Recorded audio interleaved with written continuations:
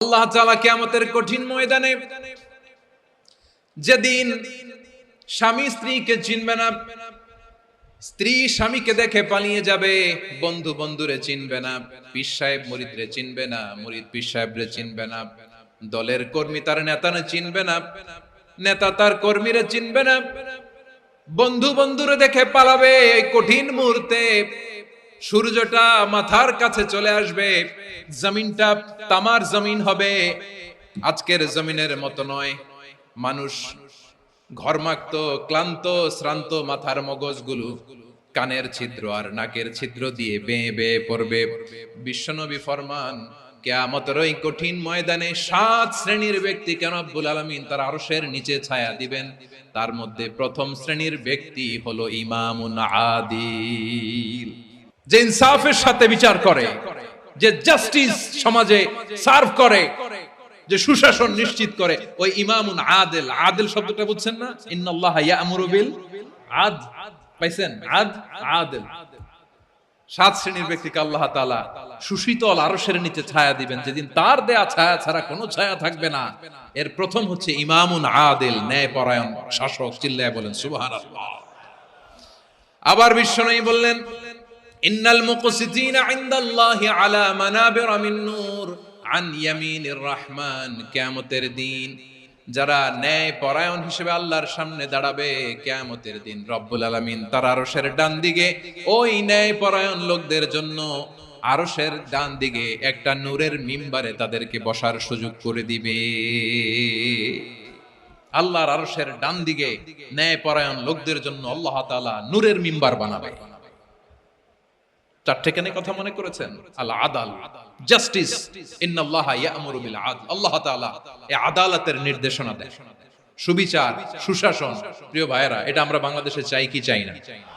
এই যে অরাজকতা, এই যে অন্যায়, এই যে জুলুম, এই যে ইনকনসিস্টেন্সি সমাজের অসঙ্গতির প্রধান কারণ জাস্টিস নাই, সুবিচার নাই, সুশাসন নাই। শেষবারের মতো আওয়াজ করে বলেন তো, আমরা বাংলাদেশে আদল চাই কি চাই না? তাহলে প্রথম নির্দেশনা শেষ। আল্লাহ তাআলা তোমাদেরকে আদলের আদেশ দেন। এরপরে আল্লাহ বললেন, আমি তোমাদেরকে ইহসানের আদেশ দেই। ইন্নাল্লাহা ইয়া'মুরু বিল আদলি ওয়াল ইহসান। আমি তোমাদেরকে যেমনি আদলের নির্দেশনা দেই, তেমনি ভাবে তোমাদেরকে ইহসানের নির্দেশনা দেই। ইহসান, আওয়াজ করে সবাই বলেন তো ইহসান। ইহসান মানে কারো প্রতি সফট হার্টেড হওয়া, মহানুভব হওয়া, অনুগ্রহ পরায়ণ হওয়া, অনুগ্রহশীল হওয়া, একে অপরের প্রতি দয়াদ্র হওয়া। একে অপরের প্রতি দয়াদ্র, অনুগ্রহশীল হওয়া ছাড়া মানবিক সমাজ কশিনকালেও গঠন করা সম্ভব না। প্রিয় ভাইয়েরা, সুন্দর আচরণ দিয়ে, ইহসান দিয়ে যা জয় করা যায়, নরম আচরণ দিয়ে যেটা অর্জন করা যায়, কঠোরতা দিয়ে সেটা পারা যায় না। বিষ্ণু ঈসা ইসলাম ইহসান দিয়ে, কোমল আচরণ দিয়ে, তার অনুগ্রহ দিয়ে তিনি অনেক কাফিরের হৃদয়কে জয় করে ফেলেছেন। সাইয়েদনা সুমামা ইবনে উসাল রাদিয়াল্লাহু তাআলা আনহুর কথা মনে পড়ে যায়। তিনি ছিলেন ইয়ামামার বাদশা। মদিনাতে বিশ্বনবীকে হত্যা করার নিয়তে এসেছিলেন। গোপনে গোপনে বিশ্বনবীকে হত্যা করে আবার ইয়ামামাতে তিনি ফিরে যাবেন। কিন্তু কি অবাক করা কাণ্ড, হত্যা করতে পারে নাই, সাহাবাদের হাতে তিনি ধরা পড়ে গেলেন। সাইয়েদনা সুমামা ইবনে উসাল রাদিয়াল্লাহু তাআলা আনহু হত্যার নিয়তে আসলেন, কিন্তু হত্যা করতে পারলেন না। সাহাবারা ওনাকে ধরে ফেললেন, ধরে মসজিদে নববীর পিলারের মধ্যে বেঁধে রাখলেন।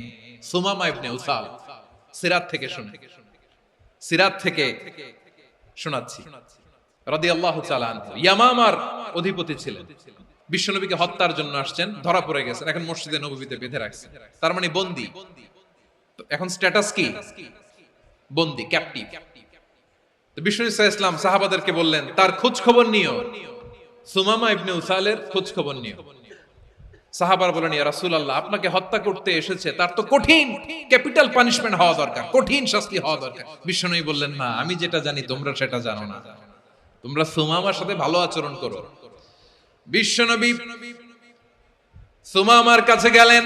প্রথম দিন যে তিনি কালেমার দাওয়াত দিলেন, ইমানের দাওয়াত দিলেন, ইসলামের দাওয়াত দিলেন, রিসালাতের দাওয়াত দিলেন, আখিরাতের দাওয়াত দিলেন। পরের দিন যে বিশ্বনবী সালাতের দাওয়াত দিলেন, যাকাতের দাওয়াত দিলেন, ইসলাম কি, কিভাবে, কেমন করে পালন করতে হয় চমৎকার আর্টিকুলেট করতে শুরু করলেন। তন্ময় হয়ে সুমামা ইবনে উসাল রাদিয়াল্লাহু তাআলা আনহু বিশ্বনবীর কথাগুলো শুনতে আরম্ভ করলো। একদিন নয়, 2 দিন নয়, টানা 3 দিন বিশ্বনবী সুমামার কাছে ইসলামকে প্রেজেন্ট করেছেন, উপস্থাপন করেছেন। আওয়াজ করে বলেন, কয় দিন?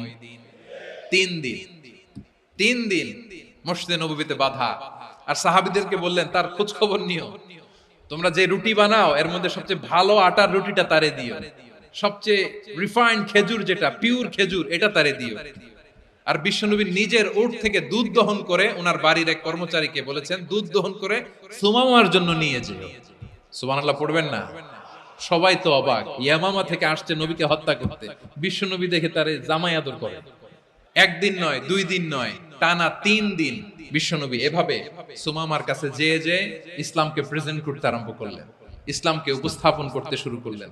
আর তাকে চমৎকার এন্টারটেইনমেন্ট, আপ্যায়ন দিতে আরম্ভ করলেন। টানা 3 দিন যখন ইসলামের দ্য বিউটিজ অফ ইসলাম, ইসলামের সুমহান বাণী, সৌন্দর্য তার কাছে উপস্থাপন শেষ, তাকে আপ্যায়ন শেষ, বিশ্বনবী বললেন সাহাবাদেরকে, যাও এবার সুমামার হাতের পায়ের রশি দুটো খুলে দাও। সাহাবারা তর্ক জুড়ে দিলেন, লা ইয়া রাসূলুল্লাহ, এমনটা করবেন না, তো ভয়ঙ্কর ভয়ঙ্কর খুনি, কি জানি কি হয়ে যায়। বিশ্বনবী বললেন, না, তার হাতে পায়ের রশিগুলো খুলে দাও। সাহাবারা বিশ্বনবীর কথা মতো তার হাতে পায়ের রশিগুলো খুলে দিল। সুমামা মুহূর্তের মধ্যে মসজিদে নববী থেকে বের হয়, ইয়ামামায় ফিরে না যে মসজিদে নববীর পাশে একটা খেজুর বাগান ছিল, সেখানে চলে গেলেন। সেখানে একটা ছোট্ট কুয়া ছিল, কুয়ার পানি দিয়ে তিনি গোসল করলেন। সুবহানাল্লাহ পড়েন। কুয়ার পানি দিয়ে গোসল করে মসজিদে নববীর সামনে এসে বিশ্বনবী এবং সাহাবাদের সামনে দাঁড়িয়ে সাব্বাবা উঁচু করে বললেন, আশহাদু আল্লা ইলাহা ইল্লাল্লাহ ওয়া আশহাদু আন্না মুহাম্মাদান আবদুহু ওয়া রাসূলুহু। আমি সাক্ষ্য দিচ্ছি আল্লাহ ছাড়া কোনো ইলাহ নাই, আর মুহাম্মদ আল্লাহ তাআলার প্রেরিত বান্দা এবং রাসূল। প্রিয় ভাইয়েরা, ইহসান দিয়ে যা জয় করা যায়, কঠোরতা দিয়ে সেটা কঠিনকালেও জয় করা যায় না। আওয়াজ করে বলেন, ঠিক কি না? এবার সুমামা দাঁড়িয়ে বলে, ওগো নবী, আমি তো কালিমা পড়ে মুসলমান হয়ে গেলাম, এবার শোনেন, এই মুহূর্তের আগে আপনার চেহারার চাইতে নিকৃষ্ট কোনো চেহারা আমার কাছে ছিল না, কিন্তু শাহাদা পাঠ করার পরে আপনার চেহারার চাইতে উত্তম শ্রেষ্ঠ কোনো চেহারা আমার কাছে আর নাই। ও নবী, আজকের দিনের আগে ইসলাম ধর্মের চেয়ে নিকৃষ্ট অপছন্দনীয় কোনো ধর্ম আমার কাছে ছিল না, কিন্তু এই মুহূর্ত থেকে ইসলামের চেয়ে সেরা শ্রেষ্ঠ পছন্দনীয় কোনো ধর্ম আমার কাছে নাই। নবী গো, আজকের দিনের আগে মদিনার চাইতে অপছন্দনীয় নিকৃষ্ট কোনো শহর আমার কাছে ছিল না, কিন্তু এই মুহূর্তের পর থেকে মদিনার চাইতে কোনো শ্রেষ্ঠ শহর আমার জানা নাই। সে ছিল গমের বড় ডিলার, গম বেচতো। কি বেচতো? তার গম কিনে মক্কার লোকেরা রুটি খাইতো। সে ঘোষণা দিল, আজকে থেকে মক্কাবাসীদের জন্য সব গম আমি হারাম করে দিলাম, মক্কাবাসী এখন না খেয়ে মরে। সুবহানাল্লাহ পড়বেন না? মক্কাবাসী বিশ্বনবীর কাছে আসলেন, এসে বললেন, মুহাম্মদ, আমরা তো তোমার ভাই, তোমার চাচা, তোমার ভাতিজা, তোমার আত্মীয়, তুমি সুমামারে বলো সে যেন আবার গমের সাপ্লাই মক্কার জন্য অনুমতি দিয়ে দেয়। বিশ্বনবীর অনুমতি ক্রমে সুমামা আবার মক্কাতে গম পাঠাতে শুরু করলো। পড়েন সুবহানাল্লাহ। ইহসান, ইহসান দিয়ে আপনি যেটা জয় করতে পারবেন, you can win the heart of your enemies. ইহসান দিয়ে আপনি আপনার শত্রুর হৃদয়কে জয় করতে পারবেন। এজন্য আল্লাহ বললেন, ওয়া আনফিকু ফি সাবিলিল্লাহি ওয়া লা তুলকু বিআইদিকুম ইলাত তাহলুকা ওয়া আহসিনু ইন্নাল্লাহা ইউহিব্বুল মুহসিনিন। তোমরা আল্লাহর রাস্তায় দান করবে আর নিজেরা নিজেদেরকে ধ্বংসের হাতে ঠেলে দিও না। তোমরা একে অপরের প্রতি ইহসান করবে, কারণ ইহসানকারীদেরকে আল্লাহ বড় ভালোবাসেন। সুবহানাল্লাহ পড়েন। আবার সূরা রহমানে আল্লাহ বললেন, হাল জাযাউল ইহসানি ইল্লাল ইহসান ফাবিআইয়ি আলা, সবাই পড়েন, ফাবিআইয়ি আলাই রাব্বিকুমা তুকাযযিবান। ইহসানের প্রতিদান হিসেবে ইহসানি হয়। বিশ্বনবী সুমামার প্রতি যেমন ইহসান করেছেন, সুমামাও ঠিক তেমন ইহসান ফিরিয়ে দিয়েছে। ঠিক কিনা বলেন? তাহলে এক নম্বরে হচ্ছে আদ, ন্যায় বিচার। দুই নম্বরে সবাই বলেন ইহসান, সদাচরণ। ইহসান দুই ধরনের প্রিয় ভাইরা, ইহসান ফিল ইবাদা, ইহসান ফিল মুআমালা। ইহসান ফিল ইবাদা হচ্ছে একাগ্র অনুভবে ইবাদতে ডুব দেওয়া, এর নাম ইবাদতের ইহসান। সুবহানাল্লাহ পড়ুন। বিশ্বনবী বলেন ইহসান মানে কি জানো নাকি? হাদিসে জিবরিলে সাইয়েদনা জিবরিল আলাইহিস সালাম বিশ্বনবীকে বললেন আখবিরনি আনিল ইহসান। নবী আমাদেরকে বলেন ইহসান মানে কি? বিশ্বনবী বললেন আনতা আবুদাল্লাহা কাআন্নাকা তারাহু ফাইন লাম তাকুন তারাহু ফাইন্নাহু ইয়ারাক। ইহসান মানে হলো এমন ভাবে তুমি আল্লাহর সামনে নিজেকে উজাড় করে ইবাদত করবে, তুমি ভাববে তুমি আল্লাহকে দেখতে পাচ্ছ। আর এটা যদি ভাবা তোমার জন্য কঠিন হয়ে যায়, অন্তত এতটুকু তুমি ভাববা যে আল্লাহ তোমাকে দেখতে পাচ্ছেন। ঠিক কিনা বলেন? ও আমার বীর চট্টলার ভাইয়েরা, কেউ যেটা দেখে না সেটা দেখে কে? এই বিশ্বাস হৃদয়ের মধ্যে আছে? নামাজে যখন দাঁড়ান এই ফিলিংসটা আনা যাবে? এসা পর্যন্ত যে আমরা হায়াত পাবো কোনো গ্যারান্টি আছে? সবাই আওয়াজ করে বলেন গ্যারান্টি আছে? গ্যারান্টি নাই। এজন্য বিষ্ণু ইসলাম বলেছে এমন ভাবে নামাজে দাঁড়াও, ইবাদত করো, মনে করো হতে পারে এটাই আমার জীবনের শেষ নামাজ। পারফর্ম দ্য সালাহ as if this is your last and final prayer. এমন ভাবে সালাতে দাঁড়াও, ভাবো হতে পারে এটাই তোমার জীবনের শেষ নামাজ। এমন ভাবে নামাজে দাঁড়াও, ভাবো এটাই শেষ নামাজ। তাহলে নামাজে একাগ্রতা বাড়ায় দিবে কে? ফলে ইবাদতের ইহসান আমাদের অর্জিত হবে। আর মুআমালাতে ইহসান হলো, বিশ্বনবী বলেন ইন্নাল্লাহা তাবারাকা ওয়া তাআলা কাতাবাল ইহসানা আলা কুল্লি শাই ফাইদা কাতালতুম ফাআহসিনুল কিতলা ওয়া ইযা যাবাহতুম ফাআহসিনুয যাবহা ওয়ালিয়ুহিদ্দা আহাদুকুম শাফরাতাহু ওয়ালিয়ুরিহ যাবিহাতাহু। ইহসান দুই ধরনের, আওয়াজ করে বলতে হবে কয় ধরনের? একটা হচ্ছে ইহসান ফিল ইবাদা, ইবাদতে ইহসান। ইবাদতে ইহসান কি? একাগ্র অনুভব দিয়ে ইবাদত করা, মন প্রাণ দিয়ে ইবাদত করা। আর মুআমালাতে ইহসান কি? সব কাজে, দৈনন্দিন কাজে, কর্মে, সামাজিক অ্যাক্টিভিটিতে কোমলতা প্রদর্শন করা, অনুগ্রহের সাথে সবকিছু করা। আল্লাহ তাআলা ইন্নাল্লাহা তাবারাকা ওয়া তাআলা কাতাবাল ইহসানা আলা কুল্লি শাই, তিনি সবকিছুর ব্যাপারে ইহসানকে আবশ্যক করেছেন।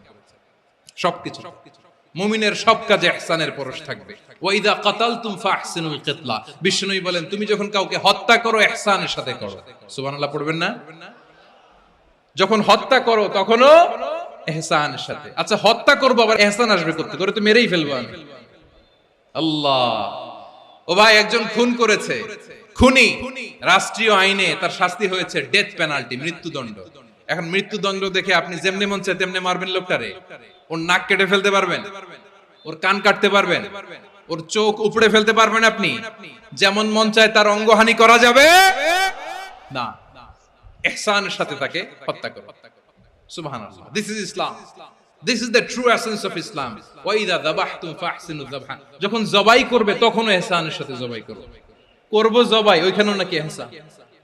আচ্ছা কুরবানির দিন আমরা পশুগুলোরে কি করি বলেন সবাই আওয়াজ করে? জবাই। জবাই মানে তো এটার মেরেই ফেলতেছি, একটু পরে তো টুকরো টুকরো করে গোশতগুলো খাবো, এটা তো খাবো, এটা তো মেরেই ফেলবে। বিষ্ণু বলে না, জবাইয়ের মধ্যেও মুমিনের জবের ভেতরেও ইহসানের পরশ থাকা চাই। যখন জবাই করবে প্রাণীটাকে হাত পা টাইট করে বেঁধে নাও, ছুরিটাকে শার্পেন করে নাও, ধারালো করে নাও, যাতে অল্প সময়ে জবাইটা হয়ে যায়, প্রাণীটা যাতে কম কষ্ট পায়। সুবহানাল্লাহ পড়েন। দিস ইজ কল্ড ইহসান। আল্লাহ তাআলা যেমনি আদলের আদেশ করেছেন, ন্যায় বিচার, জাস্টিস এনশিওর করতে বলেছেন, সমাজে ইহসানের ব্যবহার, ইহসানের অনুশীলন তিনি করতে বলেছেন। এজন্য মুমিনের প্রতিটি কাজে, আমার চট্টগ্রামের ভাইরা আমার দিকে তাকান, খেয়াল করে শুনুন, মুমিন জীবনের প্রতিটি কাজে ইহসানের পরশ থাকা চাই। আমরা যেন আমাদের পরিবারের প্রতি ইহসান করি, আমরা যেন আমাদের কর্মচারীদের প্রতি ইহসান করি, আমরা যেন আমাদের কলিগদের প্রতি ইহসান করি, আমরা যেন আমাদের ভাইদের প্রতি ইহসান করি। মুমিন জীবনের প্রতি কাজে ইহসানের পরশ থাকার দরকার আছে না নাই? কথা বুঝতে পেরেছেন? তাহলে আল্লাহ তাআলার তিনটা আদেশ ছিল, কয়টা গেল? প্রথমে কি ছিল? আদল। দুই নম্বরে তিন নম্বরে রব্বুল আলামিন বললেন ওয়া ইতাইদিল কুরবা, নিকটাত্মীয়দেরকে দান করো। নিকট আত্মীয়দেরকে দাও, যারা তোমাদের ব্লাড কানেকশনের আত্মীয় তাদেরকে তোমরা দাও। এখানে জেনারেলি বললেন দাও, কি দিব সেটা তিনি এখানে বলেন নাই, সেটা তিনি সূরাতুল ইসরার মধ্যে বলেছেন। আল্লাহ বলেন ওয়া আতিদাল কুরবা হাক্কাহ, নিকট আত্মীয়দেরকে তাদের অধিকার, তাদের প্রাপ্য তোমরা বুঝিয়ে দাও। দেখেন, একটা শান্তির সমাজ, একটা সমৃদ্ধ সমাজ, একটা মানবিক সমাজ গঠনের জন্য আল্লাহ তাআলা বেশি না, মাত্র তিনটা অর্ডার, তিনটা ভার্ডিক্ট তিনি জারি করেছেন।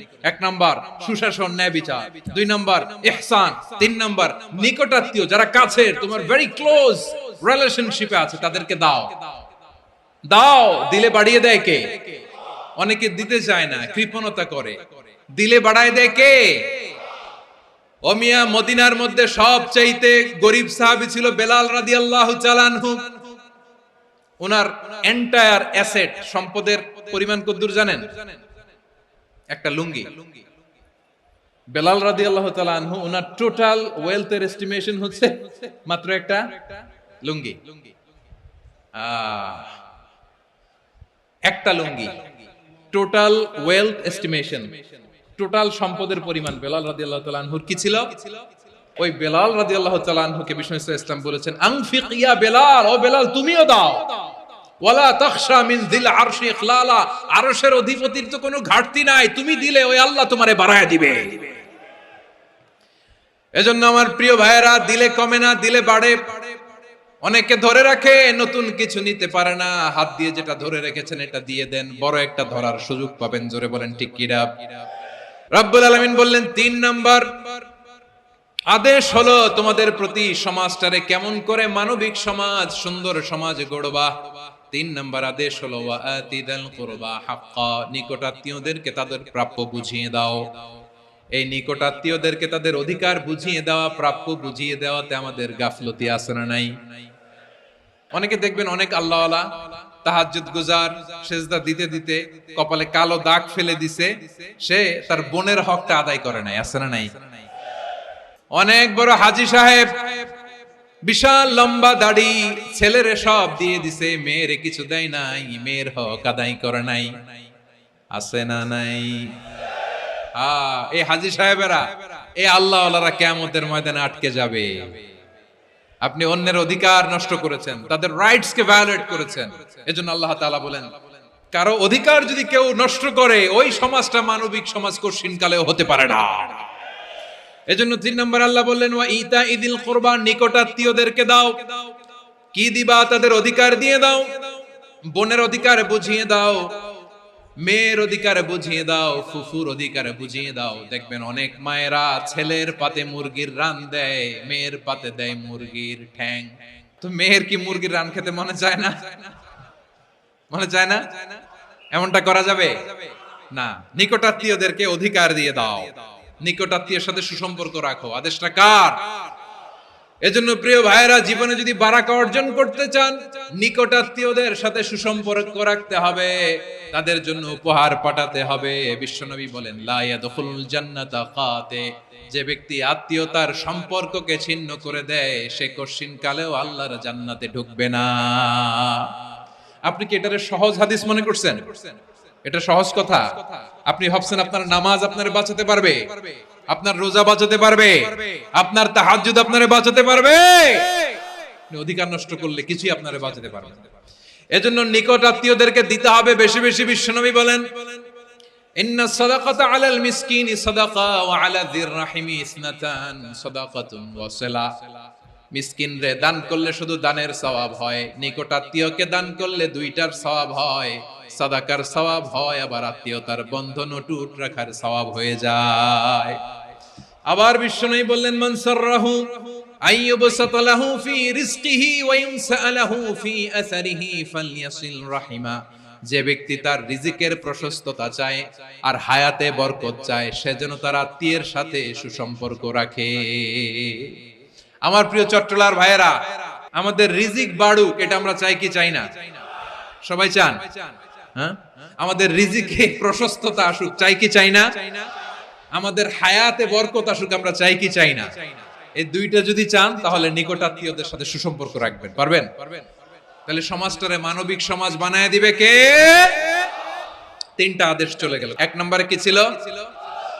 2 নম্বরে, 3 নম্বরে নিকটাত্মীয়দেরকে দান। আল্লাহ তাআলা তিনটা জিনিসের যেমনি আদেশ করেছেন, অনুরূপভাবে তিনটা বিষয় তিনি বারণ করেছেন, নিষেধ করেছেন। ওগুলোর কাছেও যাওয়া যাবে। রাব্বুল আলামিন বলেন, ওয়ায়ানহা আনিল ফাহশাই ওয়াল মুনকারি ওয়াল বাগি। আমি যেমনি তিনটি বিষয়ে আদেশ করলাম, অনুরূপভাবে তিনটি বিষয়ে বারণ করলাম, নিষেধ করলাম। আমার 1 নাম্বার নিষেধাজ্ঞা হলো অশ্লীলতার প্রতি। ফাহশা, ওয়ায়ানহা আনিল ফাহশা, আল্লাহ তাআলা অশ্লীলতাকে নিষেধ করেছেন। কোন জিনিসকে? সবাই বলুন, কোন জিনিসকে? যত ধরনের, যত টাইপের, যত ক্যাটাগরির অশ্লীলতা হতে পারে সব অশ্লীলতাকে হারাম করেছেন কে? ফাহশা মানে কি? কথায়, কাজে, আচরণে, কমেন্ট, ফেসবুকের কমেন্টসে যত ধরনের নোংরামো আছে, যত ধরনের অশ্লীলতা আছে, এটাকে আরবিতে বলে ফাহশা। রাব্বুল আলামিন বলেন, কুল ইন্নামা حرم ربي الفواحش ما ظهر منها وما بطن। ও নবী, আপনি বলে দেন, আমার রব প্রকাশ্য, অপ্রকাশ্য, স্পষ্ট কিংবা অস্পষ্ট, দৃশ্যমান কিংবা অদৃশ্যমান সব অশ্লীলতাকে হারাম করেছেন। সব ধরনের অশ্লীলতা হারাম। আল্লাহ তাআলা আমাদেরকে অশ্লীলতা থেকে বাঁচান। এবার বলেন, আমাদের সমাজে অশ্লীলতা আছে না নাই? অশ্লীলতা নানা ভাবে, নানা নামে, নানা মোড়কে আমাদের সমাজে আছে না নাই? সংস্কৃতির নামে, ফ্যাশনের নামে, বিনোদনের নামে, উপন্যাসের নামে, কনসার্টের নামে অশ্লীলতা আছে না নাই? আপনি দেখেছেন কনসার্টগুলোর অবস্থা? আমাদের তরুণ তরুণীরা, আমাদের যুবক যুবতীরা, আমাদের জেনজিরা, কি অবস্থা ওইখানে? কনসার্টের নামে অশ্লীলতা আছে না নাই? ছেলে মেয়ে একে অপরকে জড়ায় ধরতেছে, একে অপরকে চুমু খাচ্ছে, প্রকাশ্যে, দিবালোকে, গণমানুষের সামনে। আল্লাহ তাআলা এই অশ্লীলতা থেকে আমাদেরকে বেঁচে থাকতে বলেছেন। রূপালী জগতের নামে অশ্লীলতা আছে না নাই? এই টার্মটা আপনারা জানেন না? রূপালী জগৎ কি জগৎ? আসলে কি রূপালী জগৎ না অন্ধকার জগৎ? আমার বোনেরা, আপনাদেরকে যে কি বলে তারা বুঝায়, রূপালী জগৎ শুনেই আপনি ভরকে যাবেন না। রূপালী জগতে যে নারী যত বেশি উলঙ্গ, সে নাকি তত বেশি সাহসী। জানেন? বলে এটা একটা সাহসী নারী, খুব সাহসী পদক্ষেপ তার। যত বেশি শরীর থেকে কাপড় নামাতে পারবে, যত বেশি বস্ত্রহীন হয়ে নিজেকে প্রেজেন্ট করতে পারবে, সে নাকি তত বেশি সাহসী। আমার চট্টলার ভাইয়েরা, শয়তানের প্রথমে এজেন্ডা ছিল বনি আদমকে বস্ত্রহীন করা। সে আদম এবং হাওয়া আলাইহিস সালামকে নিষিদ্ধ গাছের ফল খাইয়ে তাদেরকে বস্ত্রহীন করেছে। এই জামিনেও সে আমাদেরকে বস্ত্রহীন করতে চাইবে।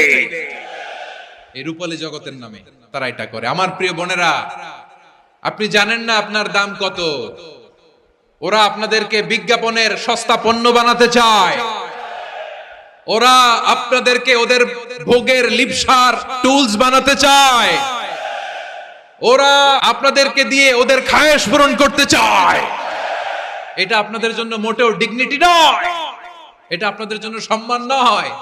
আপনার সম্মান শালীনতায়, আপনার সম্মান হেজাবে, আপনার সম্মান ভদ্রতায়, আপনার সম্মান আপনার ডিসেন্ট পোশাকে। পোশাক বলে দেয় এই নারীটা ভদ্র না অভদ্র। পোশাক বলে দেয় এই মেয়েটা কোন ঘরের মেয়ে। আপনি জানেন না, আপনারা সস্তা পণ্য বানায়, ভোগের পণ্য, বিলবোর্ডে আপনাকে উলঙ্গ করে উপস্থাপন করে। এই অশ্লীলতার সাথে ইসলামের কোন সম্পর্ক। এজন্য আল্লাহ বলেন, আমি অশ্লীলতাকে হারাম করেছি। অশ্লীলতাকে হারাম করার প্রথম কারণ হলো এর মাধ্যমে মানবতাকে অপমানিত করা হয়। কারণ মানুষের সম্মান মানুষের পোশাকে। মানুষ যখন পোশাকহীন হয়ে যায়, বস্ত্রহীন হয়ে যায়, তার সম্মান কমে যায়। ঠিক কিনা? অশ্লীলতাকে হারাম করার প্রথম কারণ হচ্ছে মানুষ মানুষকে অপমান করে। একটা নারী, সে তো সম্মানিত, নারী যে কত সম্মানিত নারীর এটা বুঝেই নাই। বিশ্বনবী বলেন আর দুনিয়া কুল্লুহা মাতা ওয়া খায়রু মাতা'আদ দুনিয়া আল মারআতুস সালিহা। আমার বোনেরা, 5টা প্যান্ডেলে আপনারা এলইডিতে আমার আলোচনা শুনছেন আমি জানি। আপনাদের এই গর্ভ যে কত দামি আপনি জানেন না। আপনার পেট থেকেই আসবে আগামী দিনের সালাহুদ্দিন আল আইয়ুবী। আপনার পেট থেকেই আসবে অনাগত দিনের ইমাম মাহদী আল মুনতাদর। আপনার পেট থেকেই আসবে অনাগত দিনের ফয়সাল, ওয়াসিম, মুগ্ধ, আবু সাইদের মতো বীর যোদ্ধা। আমার প্রিয় বোনেরা, আমার প্রিয় বোনেরা, বিশ্বনবীর কথার ওজন খেয়াল করেন। আর দুনিয়া কুল্লুহা মাতা ওয়া খায়রু মাতা'আদ দুনিয়া আল মারআতুস সালিহা। দুনিয়ার সবকিছুই অ্যাসেট, এর মধ্যে সবচেয়ে দামি অ্যাসেট নেককার নারী। আপনার গর্ভ যে কত দামি আপনি জানেন না। নিজের সময়টাকে কাজে লাগান, কোরআন পড়েন, সুন্নাহ পড়েন। আপনার অনেক দায়িত্ব ঘরে। You are the MD of your family. একটা family it's a very big institution. পরিবার একটা অনেক বড় প্রতিষ্ঠান। And you are the MD of your institution. আপনি এই পরিবারের MD, managing director of your family. এখানে আপনার কত দায়িত্ব। আপনি ছেলে মেয়েদেরকে তারবিয়া করবেন, আপনি আপনার স্বামীর জন্য ঘরটারে জান্নাতের নীর বানাবেন, আপনার জন্য জান্নাতের ডুপ্লেক্স বাড়ি ওইখানে তৈরি করে রাখবে কে? আপনি যে কত দামি আপনি জানেন না। নারীদেরকে আল্লাহ বানিয়েছেন উচ্চতর করে, নিম্নতর নয়। নারীদেরকে ছোট্ট জিনিস দিলে এটারে বড় করে দেয়। নারীদেরকে ভ্রূণ দিলে, শুক্রাণু দিলে নারী এটারে বাচ্চা হিসেবে উপহার দেয়, ঠিক কিনা? বিয়ের মাধ্যমে স্বামী যখন তার শুক্রাণু তার স্ত্রীকে উপহার দেয়, স্ত্রী রিটার্নে কি উপহার দেয়? ফুল ফর্ম বেবি, মানব সন্তান। দেখছেন, আপনি দিলেন একটু, উনি দিছে বিশাল। আপনি যদি নারীকে বাজার এনে দেন, নারী এটাকে সুস্বাদু খাবারে রূপান্তর করে দেয়। আপনি তাকে একটা মুচকি হাসি দিয়ে দেন, সে তার কলিজা দিয়ে দেয়। কিন্তু যদি আপনি তার মনে কষ্ট দেন, সে আপনার জীবনকে জাহান্নাম বানায়া দেয়। নারীর মন বুঝতে পারলে নেয়ামত, বুঝতে না পারলে কিয়ামত। আমার প্রিয় বোনেরা, আপনি যে কত দামি আপনি জানেন না। অনেক দামি আপনি।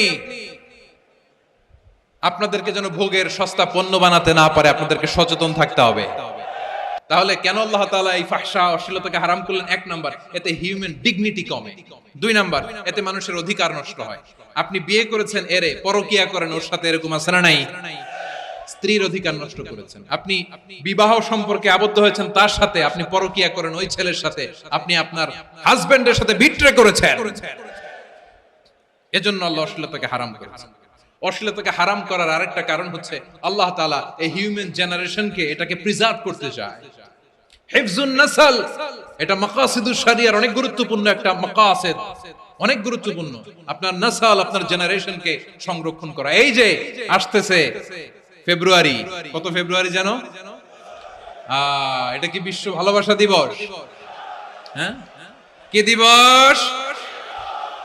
এই বিশ্ব ভালোবাসা দিবসের সাথে মুসলমানদের কোনো সম্পর্ক নাই। আমার প্রিয় ভাইরা, এই যে আপনি অবৈধ সম্পর্কে জড়ালেন, কেন আল্লাহ অশ্লীলতাকে হারাম করেছে দেখেন। বলতেছিলাম যে এটা আপনার নাসল, আপনার জেনারেশন, আপনার লিনিয়েজ, আপনার বংশকে প্রিজার্ভ করা। কে কার বাবা, কে কার মা, বাবা মা জানা, প্রজন্মকে প্রিজার্ভ করা, এটা ইসলাম ওয়াজিব করে দিয়েছে। এই যে অবৈধ সম্পর্কের কারণে, বিশ্ব বেহায়া দিবসের কারণে, এগুলোর আউটকাম, আউটপুট হিসেবে মাঝে মাঝে এই ঢাকা মেডিকেলের ডাস্টবিনে নবজাতকের বাচ্চার কান্নার আওয়াজ শুনতে পাওয়া যায়। চট্টগ্রাম মেডিকেলের ডাস্টবিনে নবজাতকের কান্না শুনতে পাওয়া যায়। বীর চট্টলার মুসলমানেরা বুঝতে পারলে আওয়াজ করে বলেন, এই যে চট্টগ্রাম মেডিকেলে যে নবজাতকটা পাওয়া গেল, ওর বাবাকে আমাকে বলেন, ওর মাকে, ও কোন ফ্যামিলির সন্তান কেউ জানে? আপনি হিউম্যান ডিগনিটিকে অপমান করেছেন না? আপনি তার ভবিষ্যৎকে অন্ধকার করেছেন না? আপনি তার লিনিয়েজকে প্রশ্নবিদ্ধ করে দিয়েছেন না? এই জন্য আল্লাহ তাআলা অশ্লীলতাকে আমাদের জন্য হারাম করে দিয়েছেন। পড়েন সুবহানাল্লাহ। এই জন্য রাব্বুল আলামিন বলেন, কুল ইন্নামা হারামা রাব্বিয়াল ফাওয়াহিশা মা যাহারা মিনহা ওয়া মা বাতান। প্রকাশ্য অপ্রকাশ্য সব অশ্লীলতাকে হারাম ঘোষণা করে দিয়েছে কে? আবার দুনিয়ার বুকে যারা অশ্লীলতার প্রসার করে তাদের জন্য শাস্তি মজুদ রেখেছে কে? রব্বুল আলামিন বলেন, ইন্নাল্লাযীনা ইউহিব্বুনা আন তাশিআল ফাহিশাতু ফিল্লাযীনা আমানু লাহুম আযাবুন আলীমুন ফিদ দুনিয়া ওয়াল আখিরাতি ওয়াল্লাহু ইয়ালামু ওয়া আনতুম লা তা'লামুন। নিশ্চয়ই যারা বিশ্বাসীদের মাঝে অশ্লীলতার প্রচার প্রসার করতে চায় তাদের জন্য আমি মর্মন্তুদ শাস্তি প্রস্তুত করে রেখেছি, দুনিয়াতেও রেখেছি, আখিরাতেও রেখেছি। ঘোষণাটা কার? যারা এই নাটকের নামে, সিনেমার নামে, রূপালী জগতের নামে, মুভির নামে, ওটিটি প্ল্যাটফর্মের নামে আমার সমাজে অশ্লীলতা ছড়াতে চায় তাদের জন্য কঠিন মর্মন্তুদ শাস্তি মজুদ রেখে দিয়েছে কে? ও আমার বোনেরা, এখনো আপনি জাগবেন না? এখনো আপনার চিন্তার দুয়ারে এখনো নাড়া পড়ে নাই? ওরা আপনাকে উলঙ্গ বানাতে চায়, ওরা আপনাকে আইটেম গার্ল বানাতে চায়। এজন্য ইসলাম অশ্লীলতাকে হারাম করেছে। হারাম। ইসলাম বলেছে যোজন যোজন দূরে থাকো, ওরা বলে না কাছে আসো, কাছে আসার গল্প, ক্লোজ আপ ওয়ান, কাছে আসার গল্প আছে না নাই? তাহলে অশ্লীলতার সাথে আমাদের কোনো সম্পর্ক? সবাই বলতে পারেননি, আওয়াজ করে বলুন, অশ্লীলতার সাথে আমাদের কোনো সম্পর্ক? আমরা এই সমস্ত ক্লোজ আপ ওয়ান, কাছে আসার গল্পের প্রোগ্রামে যাব? আমরা কোন ধরনের অশ্লীল কন্টেন্ট সোশ্যাল মিডিয়ায়, টিভিতে দেখব? কি যুগ যে আমরা কাটাচ্ছি আপনি কল্পনা করতে পারবেন না। পর্ন ইন্ডাস্ট্রি, নারী পুরুষের বস্ত্রহীন যুগল দৃশ্য, এটাকে দিয়ে ওরা কোটি ডলারের ইন্ডাস্ট্রি বানিয়েছে। পুরো মানব ইতিহাসে এরকম জঘন্য সময় মানব ইতিহাস পার করে নাই। পর্ন এটা ইন্ডাস্ট্রি হয়ে গেছে। আমাদের এই যুবকগুলো, জেনজি গুলো, ওদের চরিত্র বাঁচাবে কি করে? কেমন করে হেফাজত করবে ওদের এই মূল্যবান চরিত্র? আমার প্রিয় ভাইরা, এই অশ্লীলতার দ্য লেটেস্ট ভার্সন হচ্ছে LGBTQ, শরীফ থেকে শরীফা। শুনছেন আপনারা?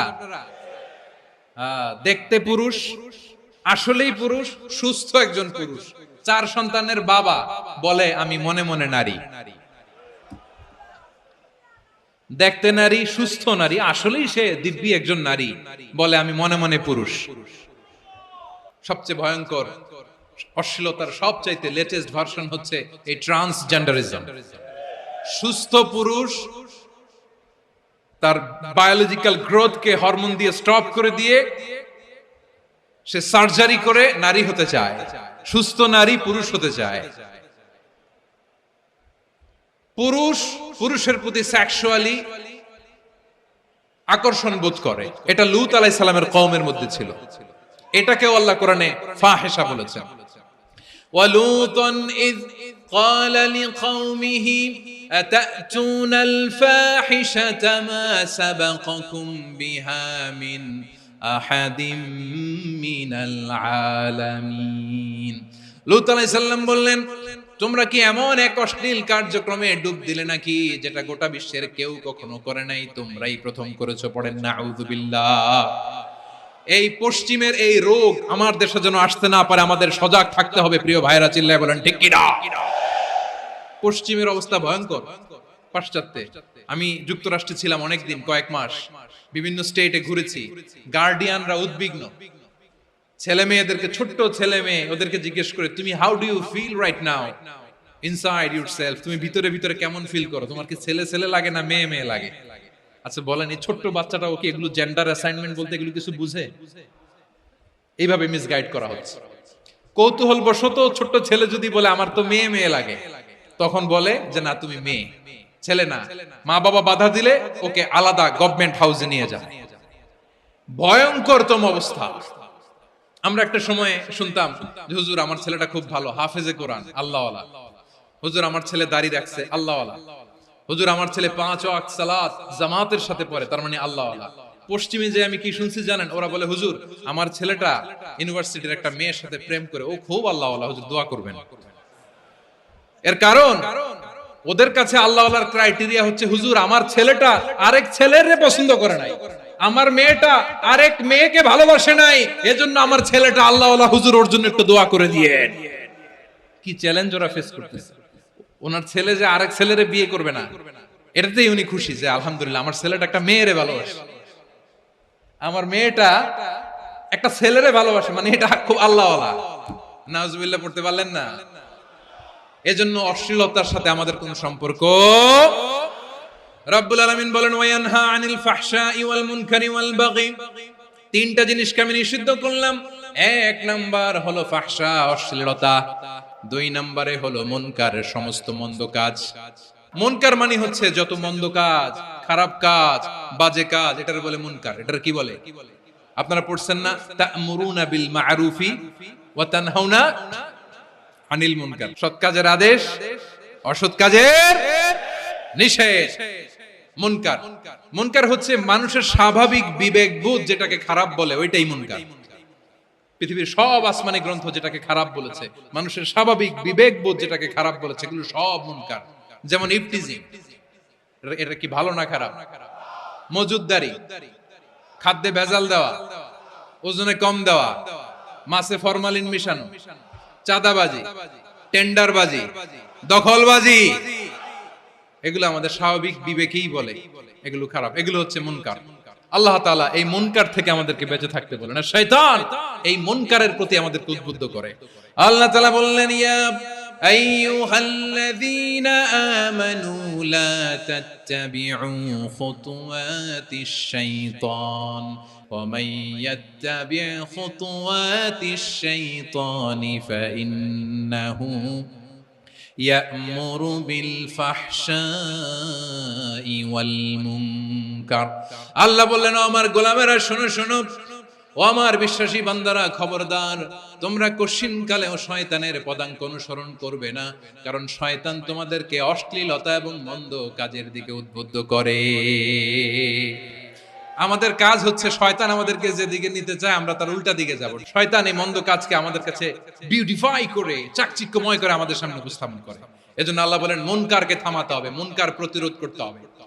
মুনকার প্রতিরোধের দায়িত্ব শুধু আমাদের নাকি? শুধু আপনার খতিব সাহেবের, ইমাম সাহেবের, নাকি মুসলিম উম্মার সবার?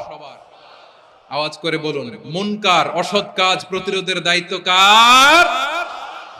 রাব্বুল আলামিন বলেন, কুনতুম খায়রা উম্মাতিন উখরিজাত লিন-নাসি তা'মুরুনা বিল মা'রুফি ওয়া তানহাউনা আনিল মুনকার।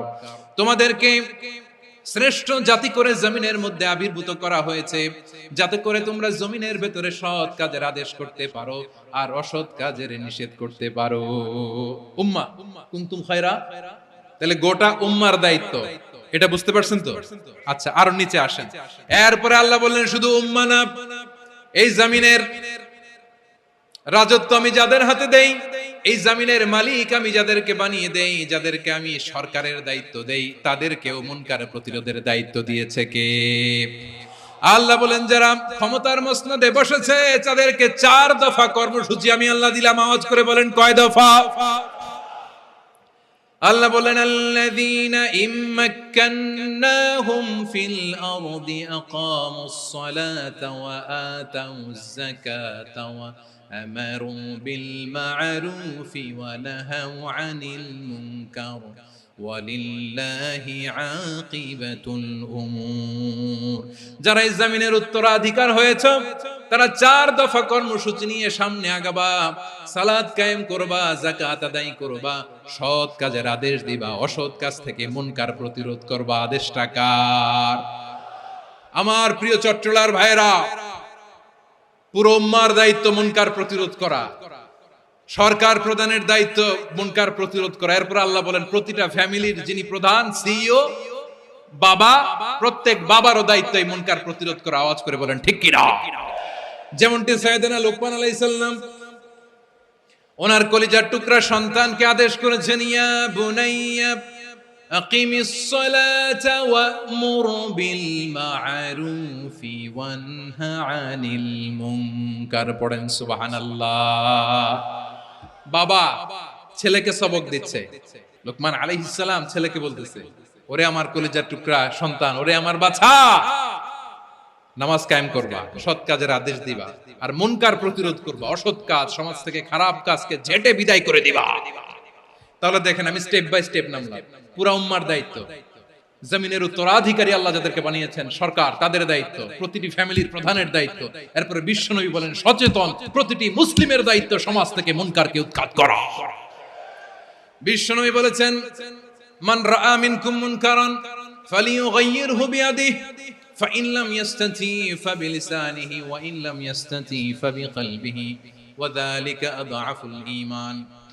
সমাজে যে মুনকার দেখবে, খারাপ কাজ দেখবে, সেজন্য হাত দিয়ে সেটাকে থামায়। আমার প্রিয় ভাইরা, না থামালে আমরাই ডুববো শেষমেশ। আমাদের বাঁচার জন্য হলেও থামাইতে হবে। রব্বুল আলামিন বলেন ওয়াত্তাকু ফিতনাতাল লা তুসিবান্নাল্লাযীনা যালামু মিনকুম খাসসা। ও আমার গোলামেরা, ওই আযাবকে ভয় করো যে আযাব যখন আমি জমিনের বুকে পাঠাই শুধু জালেমদেরকেই মারি না, আলেমদেরকেও মারি। আযাব যখন আসে তখন শুধু জালিমই মরে না, আলেমও মরে। জানেন মুসা আলাইহিস সালামের পায়ে একবার লাল পিঁপড়া, তো উনি রেগে মেগে পাশি দেখে লাল পিঁপড়ার বাসা, পা দিয়ে ডলে মুছে সবগুলো পিঁপড়া মেরে ফেলছে। এই ঘটনাটা আল্লাহ ঘটিয়েছেন এজন্য মুসা আলাইহিস সালাম ছিলেন কালিমুল্লাহ, সরাসরি আল্লাহর সাথে কথা বলতেন। তিনি আল্লাহকে জিজ্ঞেস করেছিলেন, আল্লাহ তুমি যখন কোন জনপদে আযাব পাঠাও, শাস্তি দাও, ওখানকার শুধু জালেমরাই তো মরে না, ভালো মানুষগুলাও মরে, তো আযাব দিবা মুশরিকদের উপর দিবা, অবাধ্যদের উপর দিবা, ভালো মানুষগুলোরে মারো কেন? আল্লাহ বললেন, মুসা তোমার যে কামড় দিছিল পায়ের মধ্যে পিঁপড়া, কয়টা পিঁপড়া? একটা পিঁপড়া, তো সবগুলারে মারলা কেন? রেগে মেগে পুরো পিঁপড়ার বাসা ভেঙে মেসাকার করলা কেন? আমি যখন অ্যাকশনে যাই, আমি যখন শাস্তি দেই, তখন এত বাস বিচার করা হয় না, বাস বিচার করা যায় না। যখন অ্যাকশনে যাওয়া হয় ওইটা ডাইরেক্ট অ্যাকশন হয়ে যায়। চিল্লায় বলো ঠিক কি না? এজন্য আমাদের বাঁচার জন্য হলেও এই পাপ থামাতে হবে, এই শয়তানের অট্টহাসি থামাতে হবে, অন্যায় অপরাধ সমাজ থেকে আমাদের থামাতে হবে। কারণ আযাব আসলে ওরাও মরবে, আমরাও মরব। একটা জাহাজ 2 তলা, আপনি আছেন 2য় তলায়, নিচের তলার কিছু লোক জাহাজের তলা ছিদ্র করতে আরম্ভ করছে। কি ছিদ্র করতেছে? আচ্ছা, জাহাজের তলা ছিদ্র করলে তলা দিয়ে কি ঢুকে?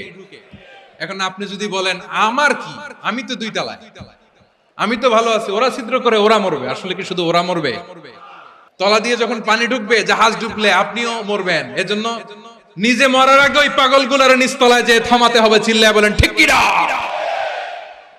এজন্য আল্লাহ বললেন মুনকার প্রতিরোধের দায়িত্ব সমাজের টপ টু বটম সবার। এজন্য মুনকার প্রতিরোধ করার দরকার আছে না নাই? সমাজে এই যে ইফটিজিং হয়, আপনার বোনের বয়সী একটা মেয়েকে কিছু বখাটে টিটকারি করে, এই বলে সেই বলে, নোংরা কথা বলে, রাস্তায় দেখেও আপনি পাশ দিয়ে না দেখার মতো চলে যান কেন? আপনি দাঁড়ান না কেন? আপনি দাঁড়ালেই তো থেমে যাবে, কারণ সত্যের যে শক্তি তার সামনে মিথ্যা মুখ থুবড়ে পড়ে। আপনার সামনে ও কিছুই না, নাথিং। আপনি দাঁড়ান, ওকে প্রশ্ন করেন যে আমার বোনকে তুমি ডিস্টার্ব করো কেন? আপনাকে দেখে আরো 5 জন দাঁড়াবে, 5 জনকে দেখে আরো 10 জন দাঁড়াবে। আমাদের নীরবতা আর আমাদের নিশ্চুপ থাকাই জালিমদেরকে আরো শক্তিশালী জালিম বানিয়েছে। এজন্য মুনকার প্রতিরোধের দায়িত্ব আমাদের সবার।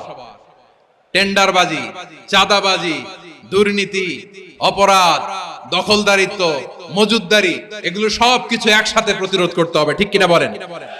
একটা মানবিক সমাজ যদি চাই, প্রতিরোধ করতে হবে। প্রিয় ভাইয়েরা, আল্লাহর শপথ নিয়ে বলি, এই নাসিহাত গুলো সবার জন্য, সব দলের জন্য, সব মতের মানুষের জন্য। আমরা কোন দলের প্রতি মানুষকে ডাকি না, আমরা ডাকি ইসলামের দিকে। সব দলের, সব মতের, সব মানুষদেরকে আমরা আহ্বান জানাই, আসুন আমরা একটা সুন্দর সমাজ বিনির্মাণ করি।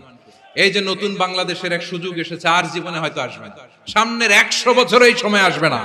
আসুন দেশটাকে আমরা সাজাই, আসুন আমরা দুর্নীতি বন্ধ করি, আসুন আমরা চাঁদাবাজি বন্ধ করি, আসুন আমরা দখলদারিত্ব বন্ধ করি, আসুন আমরা এক দল আরেক দলকে নিশ্চিহ্ন করার যে রাজনীতি, এটা বন্ধ করি। সব দলের প্রতি আমার আহ্বান, আমরা চাঁদাবাজ মুক্ত বাংলাদেশ চাই, জুলুম মুক্ত বাংলাদেশ চাই, ফ্যাসিজম মুক্ত বাংলাদেশ চাই, গুণ খুন খারাপি মুক্ত বাংলাদেশ চাই, আমরা নতুন ভোরের বাংলাদেশ চাই। ওই বাংলাদেশ পাওয়ার জন্য মুনকার প্রতিরোধে, অন্যায় প্রতিরোধে যদি বাঘের বাচ্চার মতো, আবু সাইদের মতো দুই হাত উঁচু করে বুককে টান টান করে প্রসারিত করে দাঁড়াতে হয়, রাজি আছো মুসলমান? রাব্বুল আলামিন বলেন ওয়ায়ানহা আনিল ফাহশাই ওয়াল মুনকারি ওয়াল বাগি ইয়াইদুকুম লাআল্লাকুম তাযাক্কারুন। আল্লাহ বললেন আমি অশ্লীলতাকে নিষেধ করি, আমি সব ধরনের মন্দ কাজকে নিষিদ্ধ করি, সব শেষে আমি সীমা লঙ্ঘনকে তোমাদের জন্য নিষিদ্ধ করি। নিষিদ্ধ করেছেন কয়টা জিনিস? এক নম্বরে অশ্লীলতা, দুই নম্বরে মুনকার তথা সব মন্দ কাজ, তিন নম্বরে আল বাগি সীমা লঙ্ঘন, ক্রসিং দ্য লিমিট। সীমা লঙ্ঘন করা ভালো না। We all should know all limits. চিল্লায় বলেন ঠিক কিনা? একই আয়াতে আল্লাহ বললেন কুল ইন্নামা হাররামা রাব্বিয়াল ফাওয়াহিশা মা যাহারা মিনহা ওয়া মা বাতানা ওয়াল ইসমা ওয়াল বাগিয়া বিগাইরিল হক। অন্যায় ভাবে যে অবাধ্য হয়, যে সীমা লঙ্ঘন করে, তাদেরকেও আমি এটা হারাম করে দিলাম। সীমা লঙ্ঘন করা হারাম।